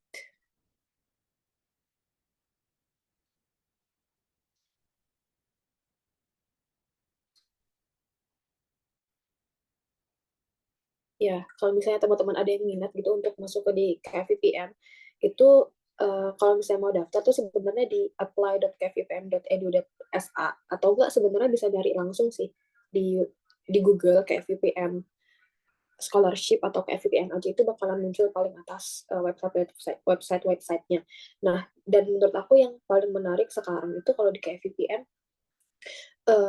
jadi dari S1 bisa langsung PhD gitu. Jadi karena gimana ya, aku kurang paham juga kenapanya, cuman ada kesempatan kalau misalnya graduate dari bachelor mau langsung ke PhD itu bisa dengan melalui proses ini gitu loh. Jadi karena 1 tahun pertama di PhD program itu juga belajar materi-materi master gitu loh, belajar materi-materi master, karena di KVPM sendiri itu sebenarnya 1 tahun pertama perkuliahan kita bakalan belajar intens buat core courses sama elective courses gitu. Jadi kalau misalnya di departemen lain ada 1 atau 2 core courses, kita punya 4 core courses yang harus diluluskan, pokoknya intinya harus lulus di mata kuliah tersebut gitu. Kemudian elective course yang bisa kita pilih sendiri. Nah, di PhD juga sama kayak gitu. Jadi 1 tahun pertama bakalan sama kayak anak master gitu. Kemudian di tahun keduanya itu sebenarnya baru mulai riset gitu ya. Cuman aku dari semester 2 kemarin udah dapat advisor, udah dapat kesempatan masuk lab juga, dan kayak introduction lah, belajar alatnya, belajar instrumen, kemudian udah nge-lab juga untuk ngetes yang aku kerjain apakah berhasil atau enggak gitu ya. Jadi untuk semester 3 nanti bakalan siapin lebih dalam lagi untuk independent research-nya gitu. Nah, kemudian kenapa sih gimana ya? Nah, ini aku sebenarnya dapat dari websitenya Chemical Engineering, tapi sebenarnya kurang lebih tuh bakalan mirip-mirip seperti ini. Nah, kalau di KVPM itu yang perlu kita siapin semasa perkuliahan S1 itu sebenarnya IPK itu penting, tapi tidak tidak tidak menutup kemungkinan hal-hal yang lain itu juga bakal mendukung gitu ya, kayak CGPA-nya itu 3,2/4 gitu ya. Kemudian yang TOEFL ini seginilah nilainya, kurang lebih bakalan kurang lebih kayak gini. Kemudian ini basicnya ya, basic eligible kriterianya gitu. Kemudian ini adalah offeringnya, dan sebenarnya enggak cuman ini sih, cuman ini poin-poin yang mungkin semua mahasiswa departemen itu bakalan dapat, monthly stipend dapat, medical care juga pasti, kemudian housingnya udah ada gitu ya. Maksudnya kita bakalan tinggal di asrama yang sangat-sangat cukup lah untuk mahasiswa gitu loh. Kemudian karena itu full furnish, kemudian AC dan semua isinya juga udah lengkap lah intinya gitu sih. Kemudian untuk nah ini menurut aku kelebihannya sih, mungkin kalau di tempat lain kita pulang harus biaya sendiri gitu, tapi kalau kita ini kelebihannya bisa dapat annual ticket kayak ya yang sekarang kakak lagi jalanin gitu ya, summer vacation itu kita pasti dikasih tiket gitu untuk pulang terus nanti balik lagi ke sana gitu buat liburan aja gitu. Nah, dan di master itu bisa apa namanya? Kalau di master itu kan minimal 4 semester, maksimal 5 semester. Jadi mungkin kalau misalnya kita masuk yang winter, kita kita masuk di masa winter gitu ya. Misalnya kalau kakak kan masuknya di bulan Agustus nih. Kemudian 1 tahun kemudian pulang, kemudian tahun keduanya mungkin summer lagi bisa pulang atau bisa extend gitu. Tapi kalau misalnya masuk di winter, yang masuknya itu bulan Januari, itu kemungkinan bisa lebih cepat pulang kan, karena di Agustus sudah pulang summer vacation, kemudian di tahun berikutnya summer vacation lagi, kemudian di semester berikutnya baru lulusan gitu. Jadi lebih banyak benefitnya sih jadi. Dan itu tetap dibiayain kampus untuk air ticket for apa namanya vacation gitu. Kemudian subsidized meal di kafetaria itu udah pasti sih. Jadi kita tuh kayak bayar tuh lebih murah daripada kita belanja di luar gitu loh. Kayak misalnya ini fun fact sih. Kalau misalnya di Indo, kita uang 20.000 dapat apa sih? Kayak ayam geprek palingan gitu ya. Palingan ayam geprek, terus ya ayam, ya bakso gitu kan sama minumnya gitu. Di sana kalau di kafetarianya kita biar 20.000, kita udah dapat nasi yang lumayan banyak porsinya atau bisa milih sih sebenarnya mau pasta atau apa yang lain gitu. Terus lauknya itu kita bebas pilih apa aja tapi yang penting satu jenis gitu. Misalnya kalau mau ambil ikan ya ikan, kalau mau ambil daging ya daging, mau ambil ayam ya ayam, mau ambil udang ya udang gitu ya. Dan itu yang penting satu jenis aja itu lauknya. Dan itu kayak karena porsi makan orang-orang Arab itu gede, jadi kita dikasih juga makanan gede gitu kayak. Ya mereka ngambil itu kayak kayak kita tuh kayak kuli gitu loh. Ya itulah kayak gitu. Itu Wah, sih. bagus itu benar sih, Kak. Iya, itu lucu sih.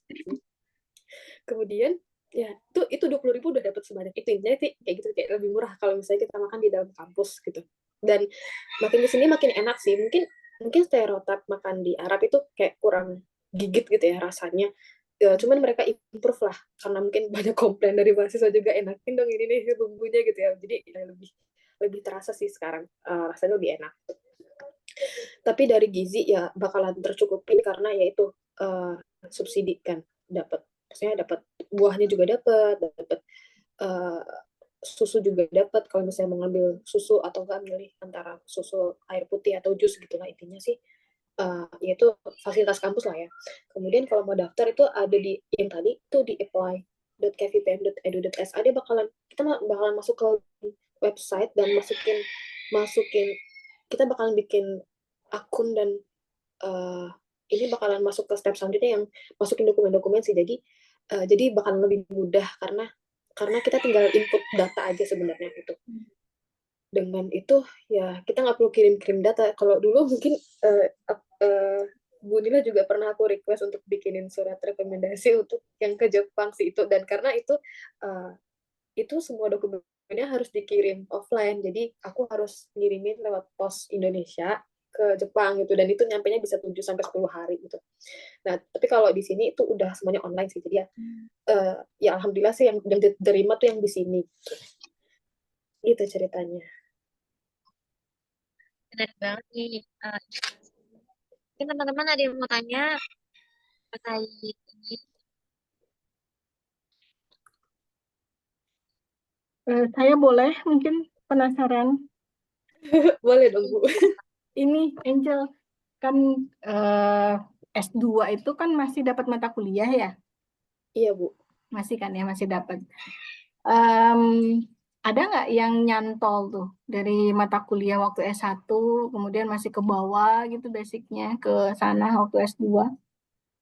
Iya, iya Bu. Sebenarnya kayak materi-materi basic, maksudnya apa ya? Materi-materi inti kayak misalnya kimia organik, kimia anorganik, kimia fisik, kimia analitik itu sebenarnya karena udah pembekalan dari S1 ya. Jadi pas kita ngikutin sih sebenarnya bisa link sih Bu. Kayak cuman lebih advance aja sebenarnya. Jadi kayak misalnya kimia organik kita udah pernah belajar mekanisme yang begini. Kita tuh lebih dalam gimana gimana kita bisa jalan dengan otomatis lah pas kita belajar di S2-nya gitu loh. Cuman tetap balik lagi ya harus review lagi sih Bu, karena kan nggak semuanya bakalan inget gitu ya Bu. Jadi tetap struggle, maksudnya kayak tetap harus belajar lagi gitu. Cuman ya sangat bermanfaat sih, kayak misalnya di kimia fisik itu kita punya punya turunannya juga kan. Terus dulu mungkin belajar kimia fisik itu rumus-rumus Schrödinger itu nggak terlalu didalamin, tapi di pas S2 ini lebih diperdalam gitu, lebih banyak lah soal-soal yang berkaitan sama Schrödinger gitu sih Bu. Dulu mungkin ya yang lainnya, cuman sekarang lebih ngena gitu sih Bu. Gelombang-gelombang, ya itulah. Kemudian kimia analitik juga, baca-baca spektrum, terus baca-baca pik-pik, apa namanya, kayak NMR dan lain-lain itu, FTIR itu kepake sih Bu. Lagian itu kan basic banget di S1 gitu sih. Jadi menurut saya itu kepake banget di S2. Jadi kinetika dan termodinamika di sana ada gitu ya. Banget. Apalagi Iya Bu. dirimu kerjanya katalis ya. Kalau katalis kan pasti kinetika, Iya. bisa turunin rumus dari si kinetika ataupun termodinamikanya ya. Iya, ya itu di exam dan di kelas sih. Kalau ininya Angel, kalau praktikumnya gimana praktikumnya? Kalau praktikum saya belum banyak untuk kerjaan praktikum sih Bu. Cuman kalau misalnya untuk risetnya sendiri, karena belajarnya pakai instrumen EPR itu, ya kita masih apa namanya, masih ngetes materi gitu untuk dideteksi di alat tersebut gitu, untuk menghasilkan pik-pik yang bagus gitulah, harus bagaimana, dan sintesisnya juga masih proses sih Bu. Jadi belum terlalu banyak yang dikerjain kalau untuk riset. Mungkin nanti semester 3 atau semester 4 itu udah mulai kelihatan. Tapi kalau semester 2 kan emang semester 1 semester 2 emang kebanyakan kita tuh ngerasainnya emang lebih ditekankan untuk fokus di subjek-subjek di apa namanya, courses sih Bu gitu. Iya, I see ya. Jadi, tapi tadi dirimu punya pengalaman jadi asisten lab gitu pas di S2 di situ? Iya, bahkan sampai sekarang sih maksudnya, iya itu dari semenjak awal semester udah dikasih tugas untuk itu gitu, untuk dapat assignment untuk ngajar gitu. Kemudian nanti semester 3 juga ngajarnya bukan yang chemistry 101, bukan chemistry yang basic chemistry lagi, tapi yang itu, yang kinetika kimia juga sih Bu. Jadi udah istilahnya kayak naik level gitu lah Bu. Lebih susah sih. Ini mungkin Angel bisa sharing nih, kira-kira apa sih pengalaman ketika dirimu jadi aslab gitu ya, asisten praktikum buat mahasiswa. Ada pasti banyak hal positif kan ya. Soalnya nih adik-adiknya ketika kita dorong untuk jadi asprak itu pada sungkan katanya. Ada yang takut gitu ya Bu ya? oh iya takut, padahal mah sama-sama belajar kan ya? Iya. Benar sih Bu. Mungkin kita tuh mungkin karena pikiran kita sendiri sih Bu, kayak takut gimana, takut misalnya kita nggak bisa deliver materi dengan baik, takut misalnya kita dianggap sok tahu atau gimana gitu. Tapi sebenarnya ya anggap let it Go. kayak everyone will pass this phase gitu sih. Kayak misalnya ya ini bagian dari pembelajaran, karena kalau misalnya kita nggak nyemplung di sini, kita nggak bakalan tahu gitu. Kayak dulu saya sempat pas S1 ikut jadi aspek yang sama Ibu Mita waktu itu, dan mau nggak mau kan kita jadi belajar gitu ya, belajar dan lebih paham materinya gitu loh.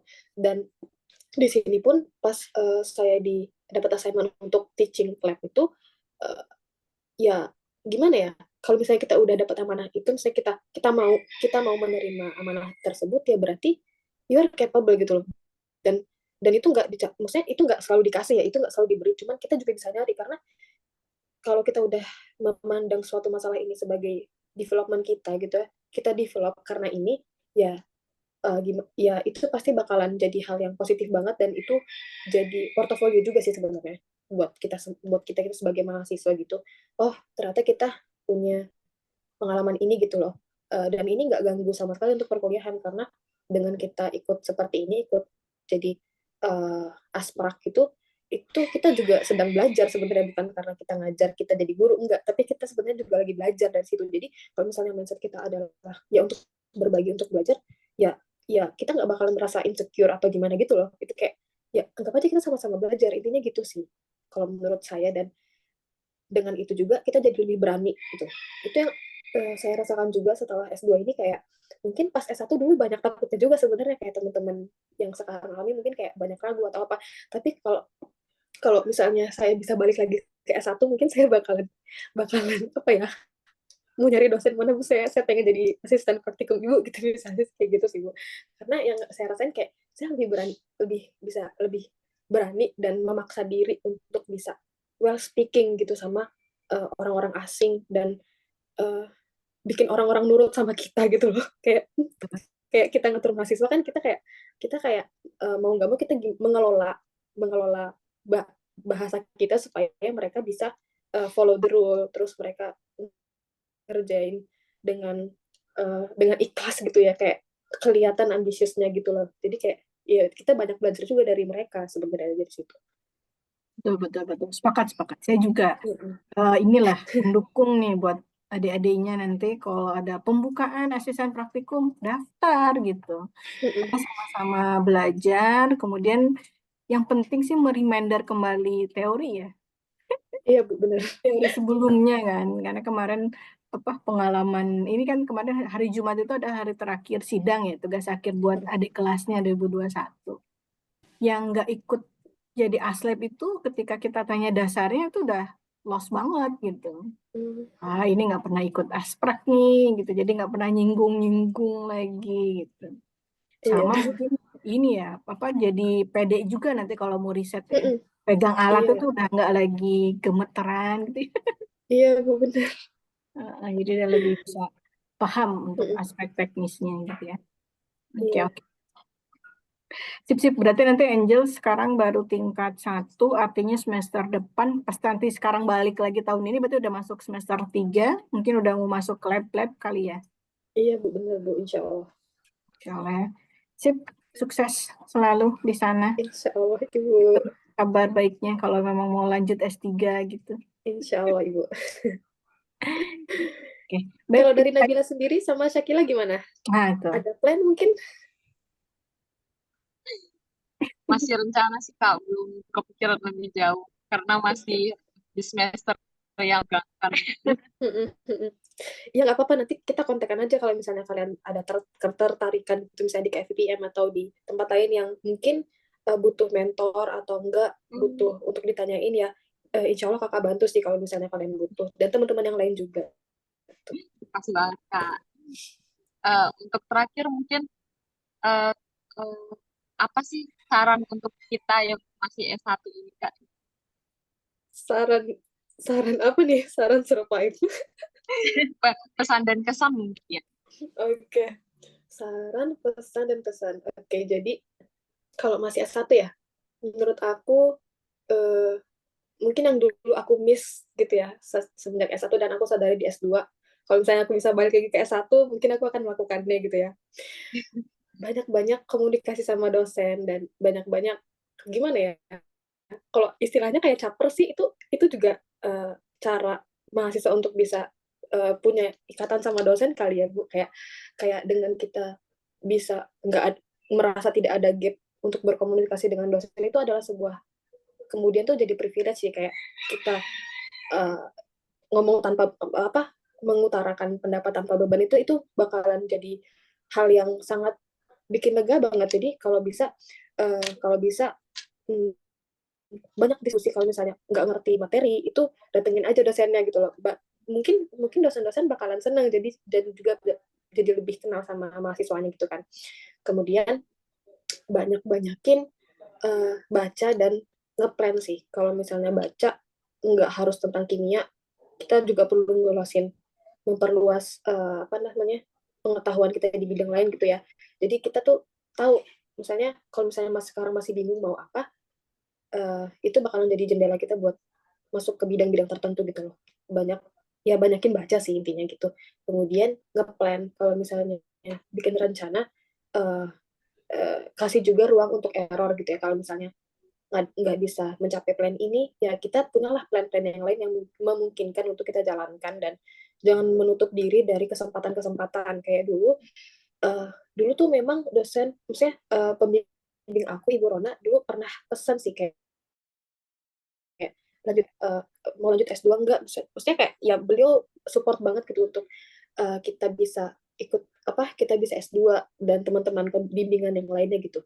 Cuman aku masih mikir kan, ya lihat peluangnya lah nanti, kayak kalau misalnya aku lulus dapat peluang yang kerja dulu, ya aku kerja dulu gitu. Tapi kalau misalnya untuk pursue S2 mungkin aku udah punya plan untuk itu, cuman aku akan nyambi gitu loh. Jadi karena saat itu aku udah dapat kesempatan kerja, ya aku kerja dulu, dan saat aku kerja pun aku tetap mempersiapkan gitu, mempersiapkan aku mau kuliah, aku harus nyiapin apa aja itu dipersiapkan, dan teman-teman juga persiapan dari sekarang. Dan kalau belajar dari teman-teman di KFVPM gitu ya, yang tadi aku bilang kayak ambis banget harus kayak dapat straight A plus gitu, ya coba aja kalau misalnya kita bisa mengusahakan untuk itu, ya uh, dimaksimalkan aja gitu ya dari IPK, karena kan IPK itu juga cukup krusial untuk daftar master gitu ya. Tapi kalau misalnya enggak minat mau kerja, dan itu sebenarnya juga udah cukup bagus untuk memasuki dunia kerja, karena dengan IPK itu berarti kita kan menunjukkan kalau oh ternyata kita ini belajar tuh dengan maksimal gitu ya. Jadi itu sebagai bukti kalau misalnya kita tuh belajar dengan proses yang maksimal lah, intinya gitu sih. Jadi ya menurut aku itu penting sebagai mahasiswa S1, dan jangan lupa kehidupan, kita juga punya kehidupan untuk healing ya. Dan jangan lupa untuk healing dan happy untuk setiap amanah yang sekarang lagi dijalankan gitu sih.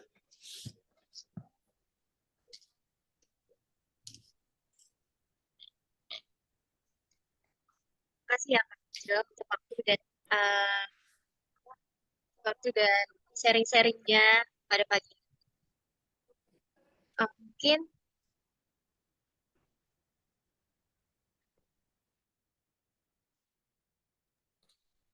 Mungkin kita akan memberikan sertifikat nih untuk Kak Angel sebagai pembicara hari ini.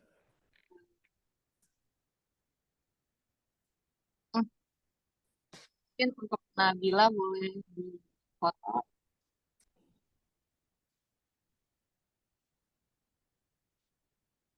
oke. Teman-teman bisa on cam dulu sebentar untuk dokumentasi. Kami tunggu sampai 11.40 ya teman-teman. Oke.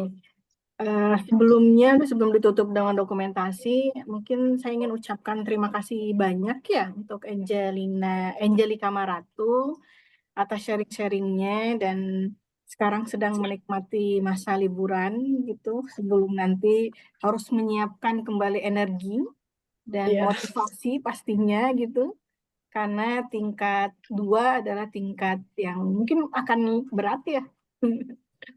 Itu meskipun berat, kalau saya lihat dari motivasi yang mungkin dirimu sudah punya sejak awal, sudah terencana, itu bagus banget tuh ya, terencana banget gitu.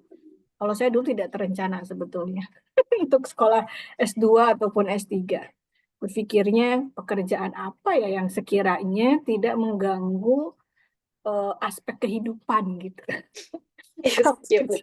Kalau jadi kan jatuhnya pergi pagi, pulang sore, pergi pagi, kayaknya jenuh banget gitu ya. Nah, kayaknya ada peluang gitu ya, dosen gitu. Meskipun kalau jadi pengajar ya berarti kita harus komunikasinya bagus, pemahamannya juga gitu. Tapi saya pikir kayaknya itu bisa dilatih deh gitu. Di akhirnya ya sudahlah, ambil aja S2 gitu. Rezeki dapat lagi S3 gitu. Dan ternyata memang ya dunia pendidikan, dunia yang nano-nano ya. Setidaknya pantauan waktunya masih bisa terpantau lah. Jadi kita tidak harus selalu jam 7 sampai jam 5, jam 6 gitu ya, menyesuaikan meskipun ada aturan jamnya. Dan enaknya itu adalah kalau libur, pemerintah ikut libur gitu. Enak. Betul, jadi siapa tahu nanti beberapa mahasiswa mungkin punya rencana, keinginan, motivasi untuk jadi dosen, pengajar gitu, termasuk barangkali Angel. Ya dikuatkan lagi motivasinya, selesaikan sampai akhir gitu, sampai S3.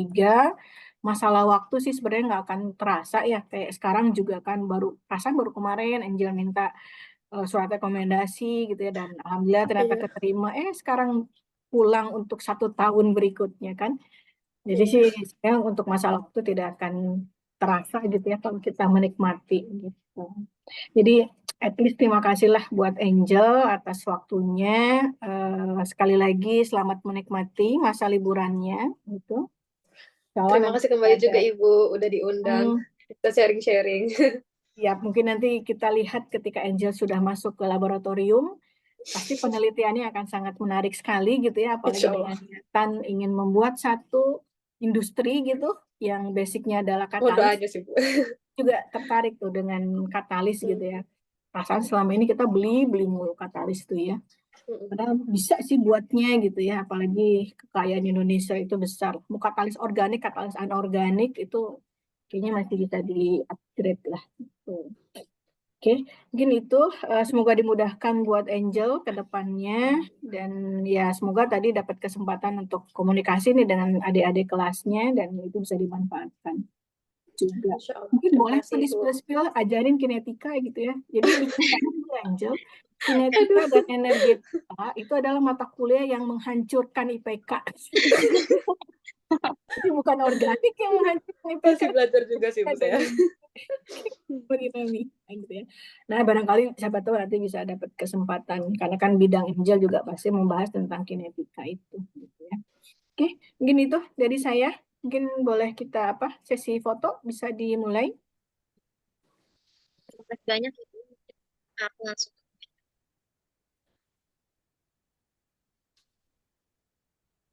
Satu, dua, tiga. Gaya bebas bolehkah? Boleh Ibu, gaya bebas. Satu, tiga. Terima kasih. Terima kasih untuk Kak Angel dan Bu Nila atas waktunya dan pemaparannya informasi terkait produksinya dan pengalaman kakak selama S1 dan S2. Nah, semoga teman-teman yang masih bingung nih ke depannya mau gimana, mau ngambil apa, semakin yakin sama pilihan. Terima kasih kembali teman-teman. Terima kasih juga Ibu Nila dan teman-teman. Sama-sama. Nabila. Sip. Terakhir barangkali yang dapat voucher siapa yang tadi yang datang pertama? Ada yang ingat nggak Sakila atau Nabila? Zara ya atau siapa? Iya, Zahra Ibu. Zara ya? Iya Ibu.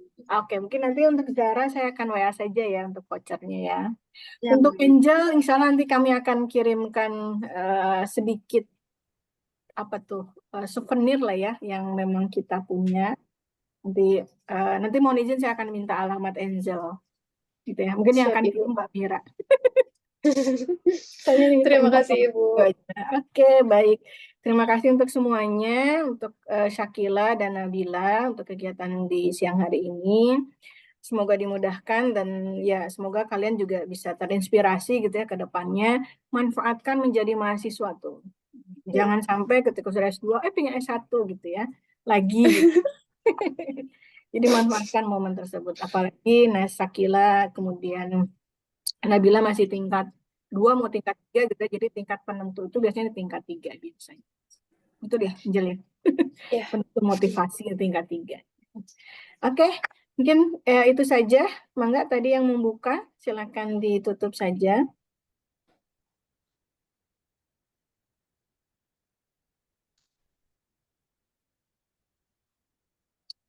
Masih unmute.